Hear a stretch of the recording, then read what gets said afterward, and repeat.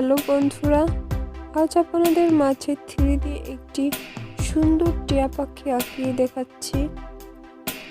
ভিডিওটি পুরোটা দেখুন। প্রথমে একটি 3D আঁকিয়ে নেবেন।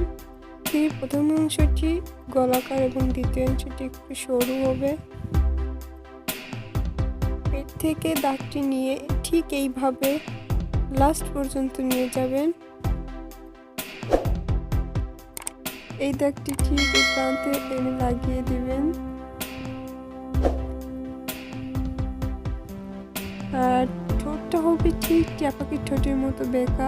আপনার তো টিয়া পাখি দেখেছেন ঠোঁটটা কেমন হয়, টিয়া পাখির ঠিক সেরকম করে আঁকে নেবেন। লেজটা একটু লম্বা হবে। আমার আঁকানো হয়তো বা অতটা সুন্দর হচ্ছে না, আশা করি আপনারা ভিডিওটি প্রো করলে আমার থেকে অনেক সুন্দর করে আঁকাতে পারবেন। তো বন্ধুরা, ভিডিওটি ভালোভাবে দেখুন এবং বাসায় বেশি বেশি প্র্যাকটিস করুন, তাহলে আপনাদের আর্ট অনেক সুন্দর হয়ে যাবে। আমাদের ভিডিওটি ভালো লেগে থাকলে অবশ্যই ভিডিওটিতে একটি লাইক দিবেন।